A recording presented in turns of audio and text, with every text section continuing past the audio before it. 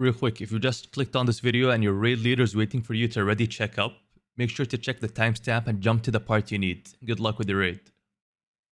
Alright, to start off with, I just want to say there are many really good YouTube guides out there. Make sure to watch them if you like. This video specifically is for people who are like me, who require a lot of help and need to watch different guides just to understand the basics. I will be covering most of the basic mechanics. I will also be giving some tips and tricks at the end.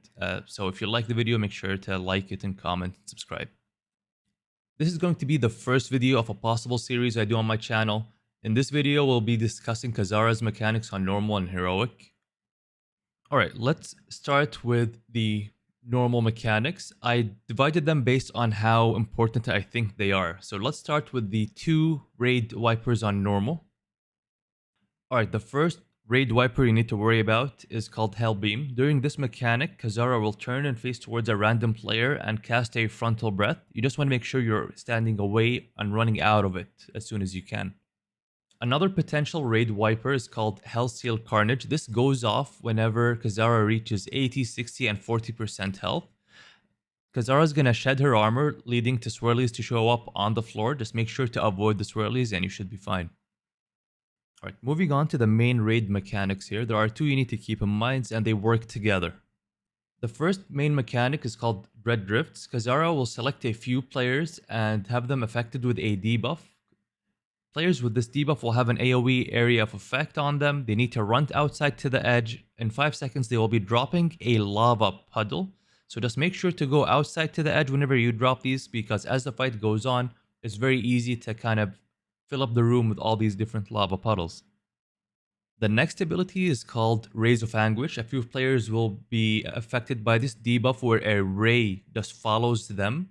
On normal, you can either just run out the timer of the debuff and just avoid the raid members, or you can also lead it into the puddles left by the Dread Drifts to have the rays disappear. There is a knockback ability called Wings of Extinction. Just don't get knocked into the lava at the edge of the room or into Dread Drift puddles whenever it goes off. For tanks, the taunt swap is called Terror Claws. Just swap after each whenever it goes off, and you want to tank the boss generally towards where she spawns at, facing away from the raid. Moving on to heroic, the Dread Drifts and Rays of Anguish move from being normal mechanics to absolute raid wipers, since the fight lasts longer and the placement of the puddles becomes so much more important. You want to place the puddles as far as possible to the edge, but also allowing some room between the puddles so that other players who are affected with rays can run through them. This becomes very important because if you look at how Rays of Anguish changes for heroic, the rays now last forever, so they need to be guided away from the raid and into the active Dread Drift puddles. If a second Ray of Anguish spell goes off and a previous Ray of Anguish is still up, it will cause a ton of raid-wide damage and you will wipe, and the raid leader will start removing people. That's all there is to it. There are a couple tips I would like to add in the end here. Some of the spells may overlap in timing, making it important to think a little bit more on your feet. For example, the Hellbeam Frontal could overlap with Dread Drift Puddles placement, or even Dread Drift placement could overlap with Wings of Extinction Knockback, pushing you into lava or other puddles, and so on. So you just want to keep that in mind.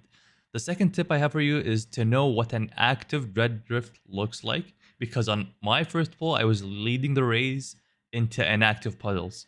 And the last tip I have for you here is to check the description and pin comments. If I missed anything, I will add them there. Please let me know if this guide was helpful in any way, and if you would like me to explain more guides in this way, please let me know as well. And make sure to like, comment, subscribe, and I'll see you guys later. Alright, one last point as well. I do some raids on stream as progression groups, so for learning purposes. If you would like to join, make sure to follow me on Twitch, and I hope to see you guys there. See ya.